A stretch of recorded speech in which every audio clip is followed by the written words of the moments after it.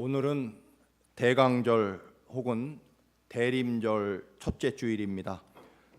대강절 혹은 대림절 다 같은 뜻이겠습니다. 대, 기다린다는 뜻이고요. 임이라는 것은, 강이라고 하는 것은 내려온다든가 임하신다는 뜻에, 즉 하나님이 이 땅에 내려오신다 혹은 하나님이 이 땅에 임하시는 것을 기다리는 거죠. 즉 예수 그리스도께서 베들레헴 마구간에 사람의 몸으로 이 땅에 찾아오시는 것을 고대하고 기다리는 사주간을 우리가 대강절 혹은 대림절이라 말합니다. 주님이 이 땅에 오신 이유는 우리를 살리시고 구원하시기 위해서 이 땅에 오십니다. 하나님이, 그 거룩하신 하나님이 하늘 보좌를 버리시고 이 땅에 찾아오시면 우리가 기다려야 됨에도 불구하고 오히려 요즘에는 주님이 더 우리를 기다리신다고 생각됩니다. 유명한 에세이 연탄길이라는 책이 있습니다. 그 중에 소중한 희망이라는 이야기 한 편이 있습니다. 3층 벽돌집에 사는 병이라는 화가가 있습니다. 그녀는 1층에 화실을 가지고 있고 최근에 3층에 새로 이사온 여인이 하나 있었습니다. 그런데 그녀는 늘 아기를 업고 3층을 오르락 내리락 하는데, 문제는 그 여인이 분명히 눈에 장애를 가지고 있지 않은데도 불구하고 꼭 한쪽 눈을 감거나 가리고 계단을 더듬으면서 혹은 길을 걸을 때마다 기우뚱거리면서 그렇게 한눈을 가리고 계단을 오르거나 혹은 길을 걸어가는 모습을 보면서 참 별스럽고 이상한 여인이다, 그렇게 생각했다고 합니다. 어떻게 그 여인이 화실을 방문하게 되었고 그 여인이 부탁합니다. 아기 사진을 가져다 주면서, 선생님, 우리 아기의 이 사진인데 사실은 보다시피 우리 아기가 오른쪽 눈이 사고로 일그러지고 큰 그런 그 흉터가 있어서 아이의 눈이 보이지 않습니다. 실제로 쳐다보니 아이의 오른쪽 눈이 너무나 일그러져 있고 아이가 외눈박이 아이로 있었습니다. 그 여인이 부탁합니다. 우리 아기 그림을 하나 크게 그려주십시오. 그런데 이 오른쪽 눈이 초롱초롱하고 예쁘게 성한 눈으로 그려주십시오. 아이가 너무 안 됐어서 화가는 그대로 두 눈이 초롱초롱 떠있는 아기 그림을 그려주었다고 합니다. 얼마 후에 3층에 초대되어 방문했더니 그 아기 그림이 집 한가운데 아주 예쁘게 걸려 있었고 아기 엄마는 너무나 기뻐하고 있었습니다. 그런데 그 여인이 그 화가에게 말합니다. 선생님, 저는 우리 아가에게 제 눈을 이식해 줄 겁니다. 그러면 우리 아가도 이 그림처럼 예쁜 눈을 가지게 될 겁니다. 그래서 저는 지금부터 한쪽 눈으로 사는 연습을 미리미리 하고 있습니다. 계단을 오르내릴 때 거리가 맞지 않아서 한쪽 눈으로 계단을 오르락 내리락 하는 연습도 하고, 또 길을 걸어갈 때도 넘어지지 않기 위해서 이렇게 한쪽 눈을 미리부터 가리고 한눈으로 살아가는 연습을 하고 있습니다. 그래도 저는 우리 아기가 두 눈으로, 초롱초롱한 눈으로 저를 바라보게 되는 것, 그것을 생각하면 얼마나 기쁜지 모릅니다. 그날만 기다리고 있습니다. 그 순간 비로소 화가는 이 여인이 한쪽 눈을 가리고 다닌 이유를 알게 되었고, 그리고 또 알게 된 것이 있다고 합니다. 그 엄마는 자신의 눈으로 아기의 희망이 되고 싶어 했다는 것을 말입니다. 하나님이 이 땅에 우리를 찾아오십니다. 성탄절의 의미가 바로 그런 의미일 것입니다. 누가 더 성탄절을 기다릴까요? 사실은 하나님 아버지께서, 그리고 아들이신 예수 그리스도께서 성탄절을 더 간절히 고대하고 계시다는 것입니다. 왜냐하면 내 눈을 아기에게 이식시켜주는 그날을 기다리며 기뻐하는 어머니의 마음처럼 말입니다. 삐아제라는 교육 심리학자가 있습니다. 아주 유명한 그런 교육 심리학자입니다. 그가 아이들을 연구하는데 아이들 앞에서 서너 살짜리 유치원 아이들을 데려다 놓고 동일한 두 개의 똑같은 컵에 물을 동일하게 가득 담아서 컵에 담아서 놓고 아이들에게 묻습니다. 얘들아, 이 컵의 물의 양은 똑같지? 예, 똑같죠. 그리고 이 삐아제 교수는 이번에는 목이 길고 가는 이 컵을 갖다 놓고 한 컵의 물을 그곳에 붓습니다. 그리고 이번에 또 아이들에게 묻습니다. 얘들아, 이 두 컵은 물의 양이 같으냐 또는 다르냐? 어느 컵이 더 물이 많다고 생각하느냐? 아이들은 대답합니다. 좁고 긴 컵에 들어있는, 왜냐하면 물의 높이가 훨씬 높기 때문에 아이들은 물이 높이 들어있는 긴 컵에 그 물이 훨씬 더 많다라고 다 그렇게 주장하게 됩니다. 아무리 설명을 해도 어린 아이들은 3살짜리 아이들에게는 목이 길고 높이 들어있는 그 물이 높다는 이유로 물의 양이 훨씬 더 많다라고 끝까지 고집했다라고 하는 것입니다. 여러분, 우리가 우리의 가치관과 삶의 모습을 바꾸지 않는 이유가 사실 여기에 있다고 볼 수 있습니다. 우리가 눈으로 보는 게 확실한 것 같고, 그리고 내가 경험하고 또 내가 바라는 것들이 너무나 분명하기 때문에 아무리 물의 총량이 같아도, 그리고 형태만 달라져 있을 뿐이라고 해도 3살짜리 아이들에게는 이것을 납득시키기는 불가능하다라고 하는 것입니다.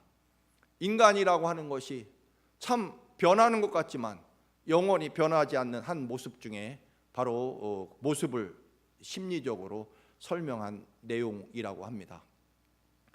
여러분, 인간이 얼마나 바뀌기가 쉽지 않습니까? 어떤 여인이 아주 정말 오랜 시간 진통을 겪은 후에 예쁜 딸을 낳았습니다. 간호사가 축하한다고 말을 전해주자, 선생님, 저는 이제 다 끝났죠. 그러자 간호사가 말합니다. 끝나기는요, 이제부터 25년 시작된 거죠. 그 말은 무슨 뜻인지 몰랐지만 나중에서야 알게 됩니다. 아이를 낳는 것이 끝난 게 아니라 그때부터 고난이 시작된다는 걸 말입니다.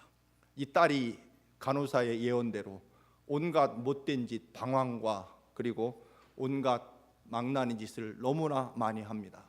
너무나 속이 많이 상해서 방법이 없어서 나중에는 무당에게 찾아갔다고 합니다. 도대체 이게 전생에 무슨 왼수가 졌는지 이런 딸이 나한테 난 이유를 전생에라도 묻고 싶어서 무당이 한참이나 눈을 감고 있다가 뜨더니 대답했다고 합니다.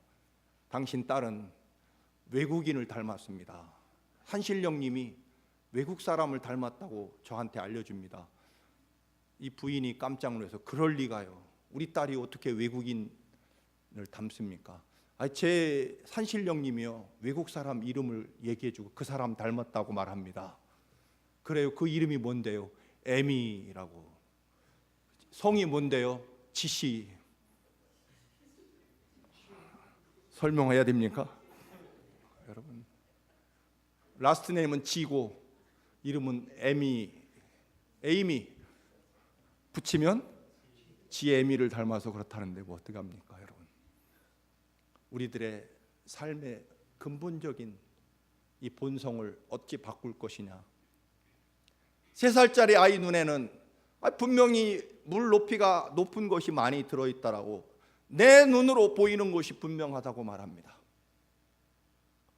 우리들의 삶 속에서 하나님이 그토록 이사야 예언자나 또는 아모스 예언자나 수많은 예언자들을 보내서 제발 그렇게 살지 말라고, 내가 너희를 얼마나 사랑하는지 좀 알아달라고 부탁하기도 하고, 때로는 이스라엘 전체를 바벨로니아에게 멸망시키면서 노예로 끌려가 70년, 100년의 노예 생활을 하도록 그렇게 강한 회초리로 때려도 하늘에서 만나를 내리시고 바위에서 샘물을 만들어 갈증을 해소시켜 줄 뿐만 아니라 홍해바다 속에 그 위대한 길을 만들어 이스라엘을 건너게 하고 이집트 군대를 홍해바다 속에 모조리 수장시켜 주어도 이 완악한 인간은 언제나 눈앞에 보이는 현상에 매여서 자기 욕망과 욕심에 매여서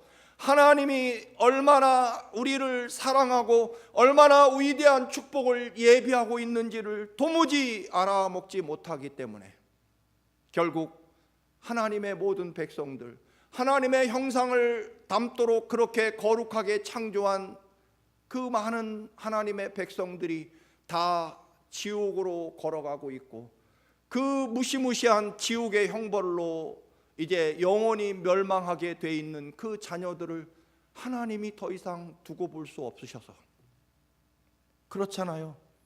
자식이 잘못되면 회초리를 들어 종아리에 피가 나도록 때리지만 그러나 자식이 그렇게 살다가 잘못되면 부모의 마음이 더 아픈 거죠. 그래서 차라리 네가 지옥에 가는 꼴을 보느니 내가 너 대신 죽겠다. 네 죄를 용서하기 위해서 네가 이대로 지옥의 형벌을 받고 영원히 멸망하는 것을 보느니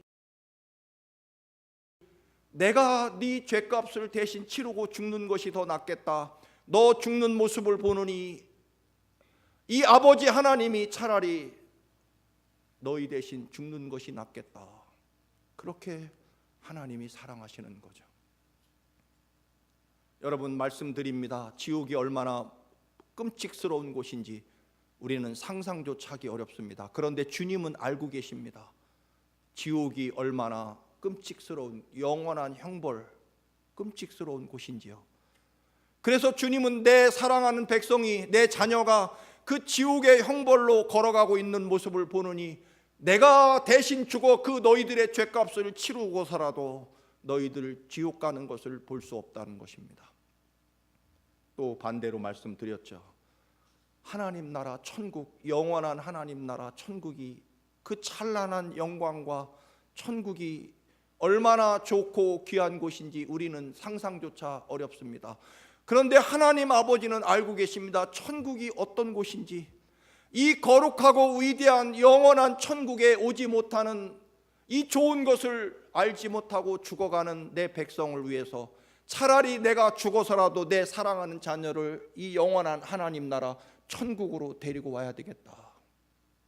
내가 죽어서라도, 내가 희생해서라도 너희들 이 거룩하고 위대한 하나님 나라 천국에 너희들을 꼭 이끌어 인도해야 되겠다는 것입니다.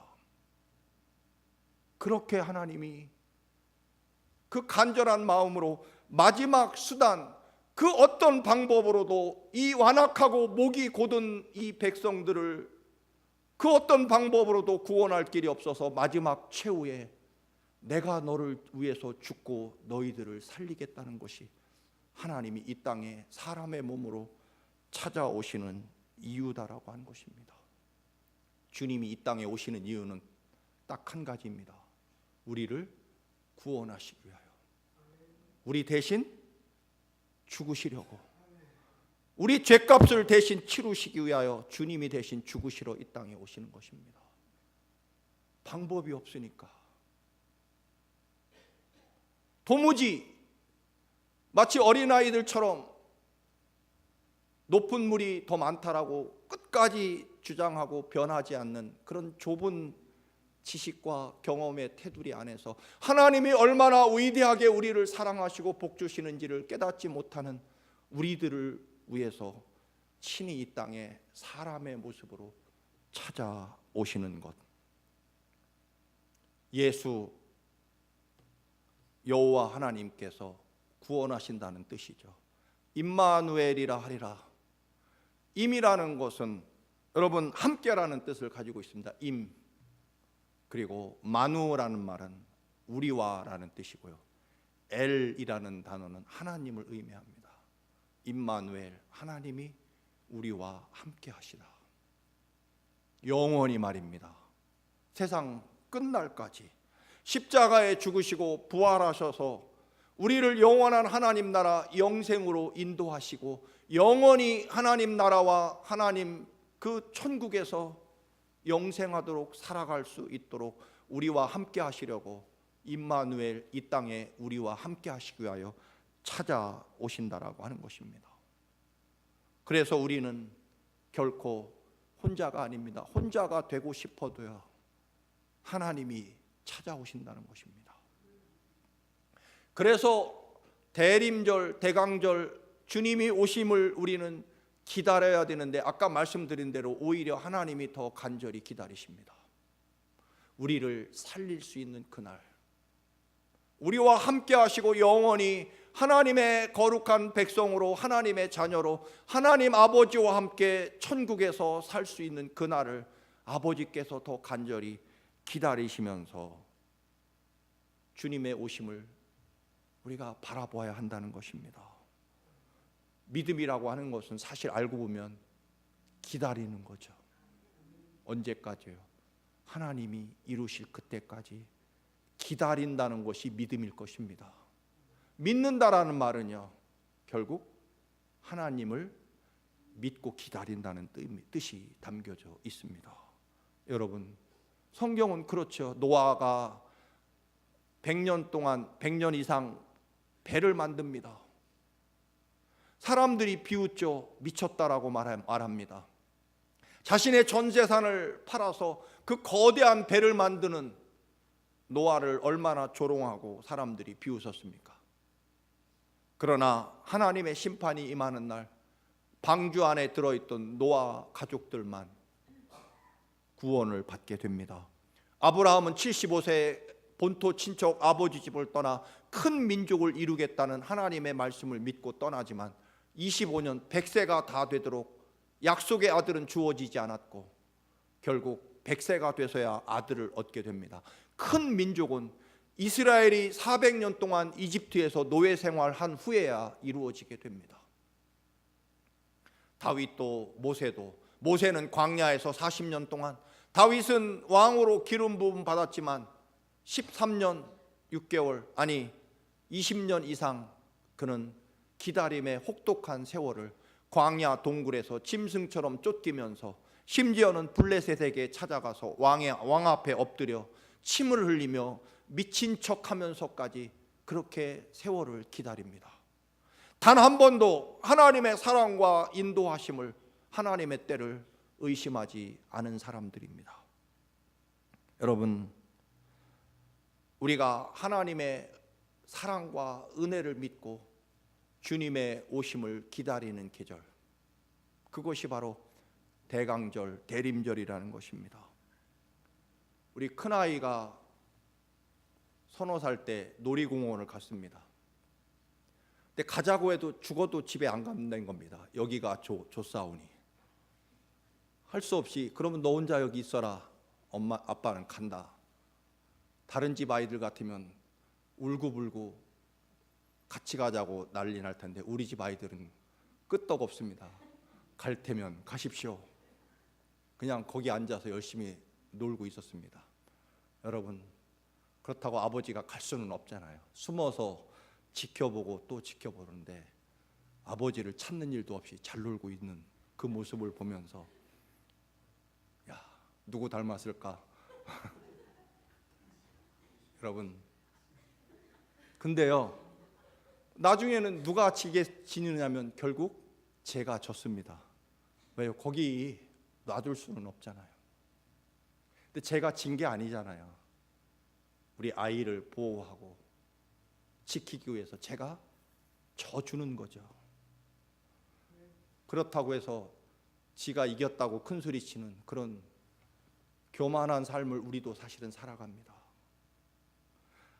여러분, 제가 강해서 아버지를 이긴 게 아니라 아버지가 우리에게 끝없이 져주시는 거죠. 하나님 아버지께서 우리를 살리기 위하여 져주시는 겁니다. 때려도 안 되고 사탕을 줘도 안 되고 온갖 사랑과 은혜를 베풀어도 안 되고 결국 아버지가 치시는 거죠. 이 못된 자식 차라리 죽었으면 좋겠다 말은 그렇게 할 때가 있지만 그래도 네가 죽는 것을 보느니 이 애비가 죽는 것이 낫겠다. 그만큼 우리 하나님 아버지의 사랑이 바로 이 성탄에 담겨져 있는 거죠. 여러분, 기다리다 못해 하나님이 이 땅에 우리 대신 죽으려고 찾아오신다는 것입니다. 여기에 그 어떤 우리의 공로나 우리의 노력은 존재하지 않습니다.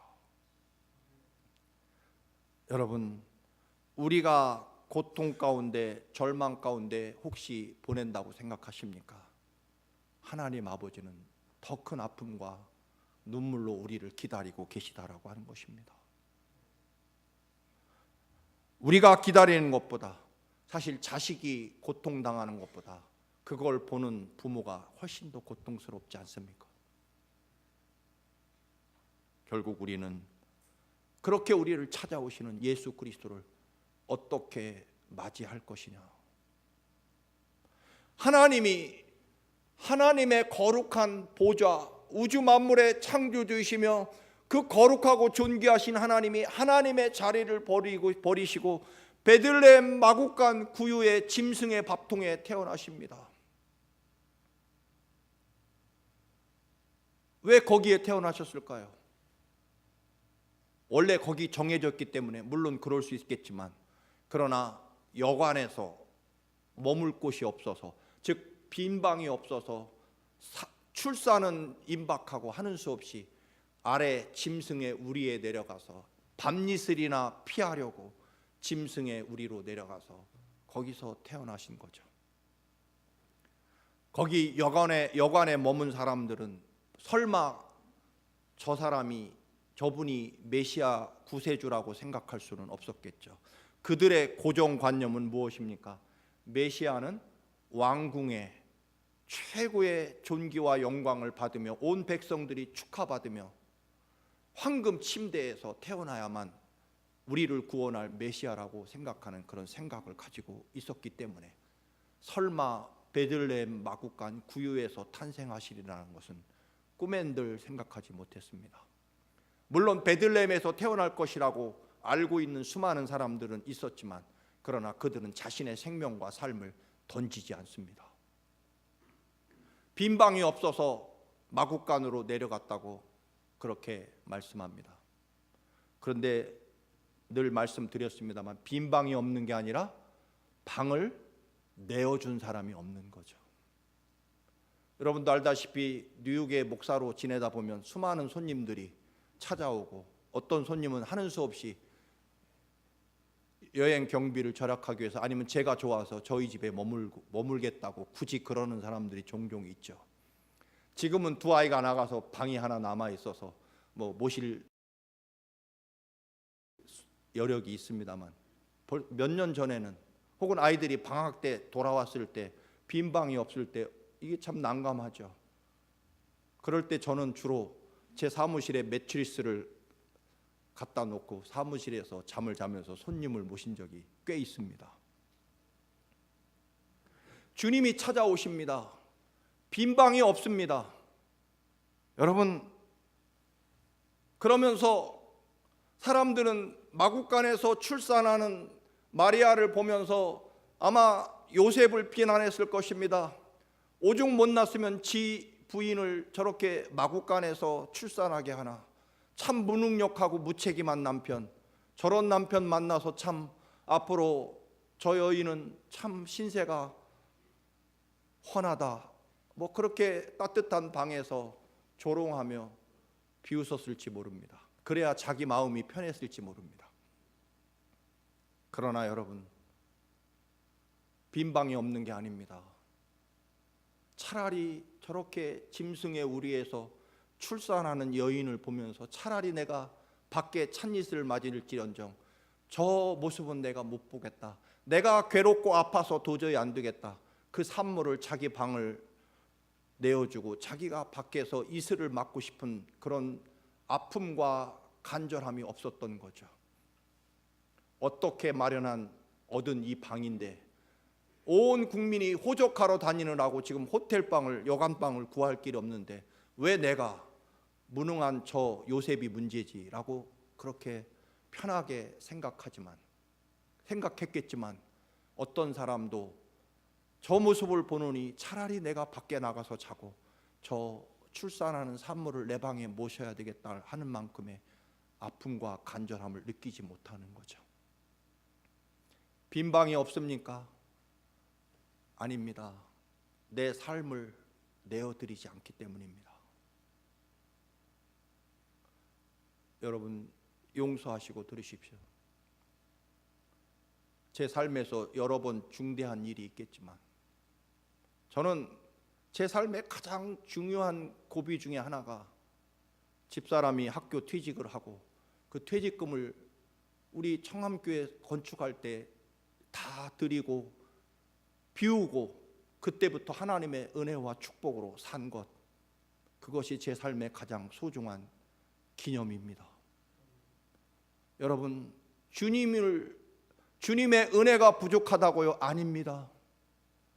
주님이 그 거룩한 보좌를 버리시고 이 땅에 짐승의 마구간에 사람의 몸으로 이 땅에 찾아오실 만큼, 그리고 십자가에 우리 살리기 위하여 생명을 내어주고 피를 다 쏟을 만큼 그렇게 우리를 사랑하시는 주님의 사랑이 왜 부족합니까? 우리의 생명과 삶 속에, 우리의 영혼 속에 예수 그리스도를 모실 방이 없는 거죠. 내어드리지 않기 때문입니다. 내 영혼과 내 삶 속에 아직도 주님을 모시지 못할 만큼 가득 채워진 것들을 내려놓지 않고 비우지 않기 때문일 것입니다. 높은 산을 깎아내라, 교만을 깎아내라는 뜻입니다. 낮은 골짜기를 메꾸라는 말씀인 열등감과 세상을 원망하고 다른 사람 탓하는 그런 원망과 열등감을 없애라는 것입니다. 왜요? 하나님이 죽기까지 피를 쏟으며 우리를 사랑하시는 하나님의 사랑이 있기 때문입니다. 그 주님을 모시려면 방법은 오직 하나입니다. 가득 채워지고 온갖 변명과 핑계로 가득 찬 내 영혼의 방, 내 생명과 삶의 방을 비우고 주님을 가장 좋은 자리에 모셔야 된다는 것입니다. 대강절 무슨 뜻입니까? 결국 나를 비우고 예수 그리스도의 사랑과 그 은혜를 내 생명과 삶에 가장 소중한 곳에 모신다는 뜻일 것입니다. 그러면 주님이 정말 내 생명과 내 삶 안에 거하시면 내 삶 속에 얼마나 위대한 일이 일어나겠습니까? 하나님이 내 영혼과 삶에 오시면 그 어떤 것으로도 비교할 수 없는 위대한 축복과 사랑이 내게 시작되는 것이죠. 여러분 고백하십시다. 주님, 곧 오시옵소서. 내 영혼과 내 삶을 기꺼이 내려놓고 비우고 주님으로 채우겠습니다. 고백하는 대강절이 되시기를 주님의 이름으로 축원합니다. 아멘. 거룩하신 주님, 오시옵소서. 임마누엘의 하나님, 우리와 함께하여 주옵소서. 주님, 주님을 모시기 위하여 나를 비우고 내려놓습니다. 주님, 제 삶에, 제 영혼에 가장 좋은 자리에 주님 오시옵소서. 예수님의 이름으로 기도드립니다.